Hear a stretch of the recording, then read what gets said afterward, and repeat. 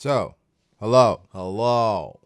The Reverie Part 8 happened yesterday. Or, I don't know when I'm going to release this, so it happened. It happened. And I just want to share my thoughts about it, but I think the most important thing I want to talk about is what happened in this Reverie. And I'm not sure what the title of this video is going to be yet. Of course, I'm going to include the Reverie, but the most important thing I want to talk about is the One Piece live action news. We got to talk to directly the writer of the live action, this writer who actually met Oda, right? This happened in the Reverie. The VOD will be linked in the description box down below. Hosted by Rogers Base, featuring Mr. Morge, O'Hara for Neverworld, King of Lightning, Grand Line Review, Mugiwara Matt B / Bensei, Sunpatch 94. Did I say King of Lightning? Sensei Inc., JD Legend, Vinland D. Ragnar. So many people pulled up to this Reverie, and it was a great experience, right? The Reverie, it's a thing that we do, I think twice a year or once a year, mostly twice a year, where somebody hosts it, and pretty much we come together, the One Piece community, like some of the top creators in the One Piece community, the large creators,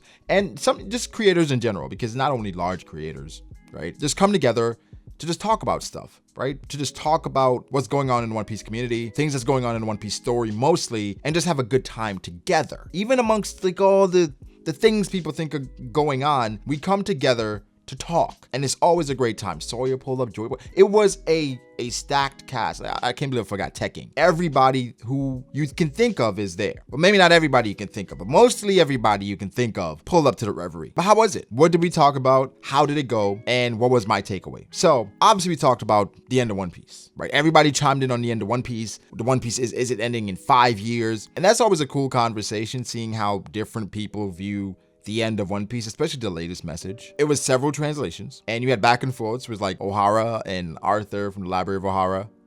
That's actually interesting. That's actually O'Hara the Fox in the Library of O'Hara, Arthur from the Library of O'Hara.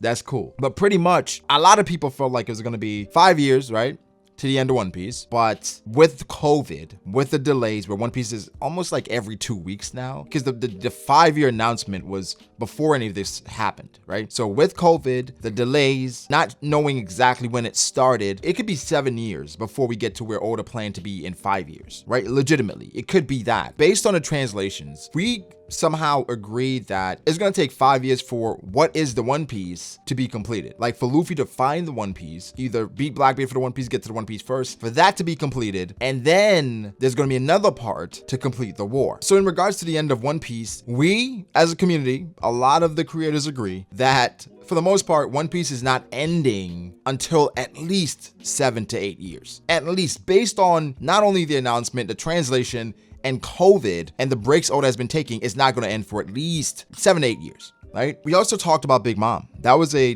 topic, and we're going to talk about the Luffy being a Yonko thing. That was something we also talked about. But Grand Line was on the side of Big Mom being okay. I think Roger and Sawyer, they were more leaning towards Big Mom being a joke, right? To the point that she is strong, but not threatening. Because I was listening for the most part in this entire thing, because I know what side I stood on, and it was just like basically a 2v2. Of course, you know, King of Lightning, people chimed in here and there, but ultimately they felt like Big Mom, she is basically a Majin Buu type character. She's a character that, I believe Grand Line said this verbatim, could very well be the strongest character in the series, but she has the mind of a child, and she has no, damn, I can't say it as eloquently as he did, but she doesn't have the wherewithal to wield that power. So that makes her more devastating or more scary than the average villain. Where for Sawyer and Roger is mostly like, yeah, we get that she's strong, but why is she always the butt of the joke? It's getting redundant. It makes it seem like the Yonko, specifically Big Mom, are a joke because she's representative of that group. Because of so many people and so many things are going on, immediately I thought of, okay, because I tried to jump in. If you watch it, I'm trying to jump in. There's just so many people talking. It was in Discord, by the way. So there's a lot of people talking in Discord. Normally in Hangouts, it's 10 people. In Discord, it can be however, how many people you want it to be. So it's like at least 12, 13 people in here at a time. And so when they said that, immediately I thought about, okay, does this have to do with your expectation of the Yonko or your expectation of Big Mom? Because I think those are two separate things, right? Where for the Yonko, coming into the story, coming into meeting these Yonko, Whitebeard was someone we saw, right? I've talked about this before, where Whitebeard set an expectation. So going into it, expecting a lot from Big Mom and kind of expecting Yonko to be invulnerable, just dominant, just these straight characters that nothing can happen to. Whole Cake Island should have rid us of that notion. Because Big Mom, I think from her inception, her introduction, was a bumbling idiot. One of the glaring images that I will never forget about Big Mom with Whole Cake Island is Jinbei literally stuffing the croquembouche into her mouth because she's literally destroying her kingdom. That was one of the first introductions we had of Big Mom. She is powerful, but she's not only a threat to other people, but also her own kingdom, her citizens, and her children. We saw what happened to Moscato. So for Big Mom, when these things happened to her, it's not surprising because it was a very interesting conversation. Now, something that we also talked about was, is Luffy a Yonko? Right? No, me and Grand Line, we've had our differences in regards to that topic, right? Where Grand Line absolutely feels like Luffy's a Yonko. I didn't. And most of the content creators do not feel that way. They feel like Luffy's not yet a Yonko, specifically King of Lightning and Bensei, where for them, they feel like Luffy does not have enough riding on his side in regards to acknowledgement to classify him a Yonko, right? Because the only person that did that was Big News Morgans. Where for Grand Line, it was more so, how can you say that knowing all that Luffy's accomplished? Not only the acknowledgement from Big News, but also we don't know exactly how Blackbeard became the Yonko. I don't really want to put words in his mouth, but for the most part, it was like, we don't know exactly when Blackbeard became the Yonko, or we don't know how he was acknowledged at first. Was it the newspaper? Because the girl said they can say, well, the person who could become the Yonko is this, but it's not really an official designation. Isn't a newspaper the way one would be declared a Yonko, or is it your peer? How are you acknowledged? For me personally, I'm leaning towards Luffy being a Yonko now because my perspective was from the outside. I'm the viewer. I know everything. I know the challenges Luffy went through in Impel Down, Whole Cake Island, everywhere, Sabaody. So for me, I'm like, he's not ready because I always like, well, if he was challenged by another Yonko, could he protect his territory? I've shifted. I don't think Luffy's strong enough to be a Yonko. I think he's powerful enough though.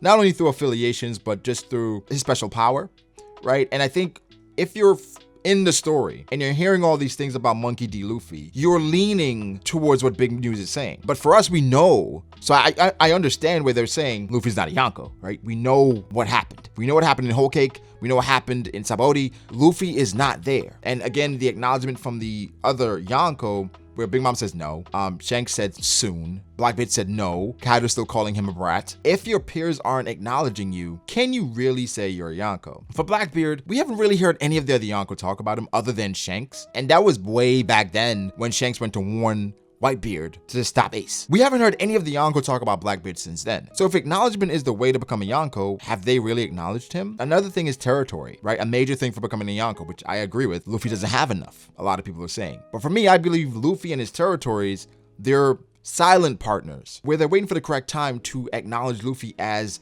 the person who controls their territory. The issue with this Luffy being a Yonko, Luffy not being a Yonko thing is, at the end of the day, I think Sunpatch made this point, it really might not matter. Because Luffy's goal is not to be the Yonko. And after Wano, will this system exist? How could it? If Big Mom and Kaido actually fall, that's 2. We're not sure when the Blackbeard and Shanks thing is gonna happen. So we saw how long it took for Blackbeard to be acknowledged and be, well, I guess, perceived to be the Yonko, which is post-time skip, defeating Marco, acquiring Whitebeard's territories after getting 2 Devil Fruits. It took all that for him to be somehow acknowledged as one of the Yonko, which I think goes along with bounty as well. But, you know, do we have enough time for that? For them to vet other candidates and get to the point where you're like, you know what, that guy might be the...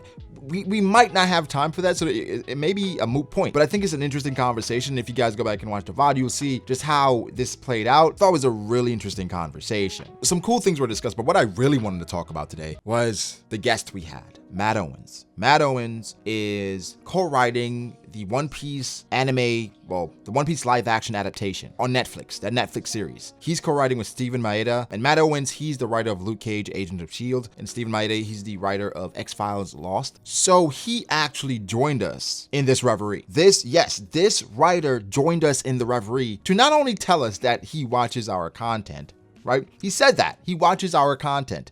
Obviously talking about how important we are to the One Piece community, which was it was so mind-blowing knowing just the impact that you have off of doing something that you're so passionate about and seeing someone in that position, right? They talked about the budget for this thing where it's whatever, right? They're throwing whatever at this thing. And he is basically in charge of bringing this thing to life. Hearing that from someone like that, in that position, telling you how important you are to this franchise, saying that he sends his writers, right, to look at videos of content creators in the One Piece community to get an idea of how characters should be handled.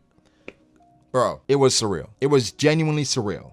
And not only do I have a lot more faith in the live action, a lot more faith. He's also a black man. You know, it's cool. It's cool. It's also cool black man. When he spoke of One Piece, and I may put the clip right after, probably after the video, just put what he said, where he gave his backstory because he went and met Oda and they spoke, basically had to pitch himself, pitch the reason for why Oda should let him have his baby, because we asked him questions. We asked him like, oh, how is Oda? What is Oda like? You know, how was the meeting? How was the pitch? So we had, when I first went over there, we had like a 3-hour meeting in the Jump offices just about, you know, strategy, what we were thinking about the story. You know, I needed to sell him that I knew and loved the story as well. And he, you know, he got that stuff, but he was still wary, which I could understand. And so we went to dinner after the meeting, which is very, very standard for, you know, business meetings in Japan.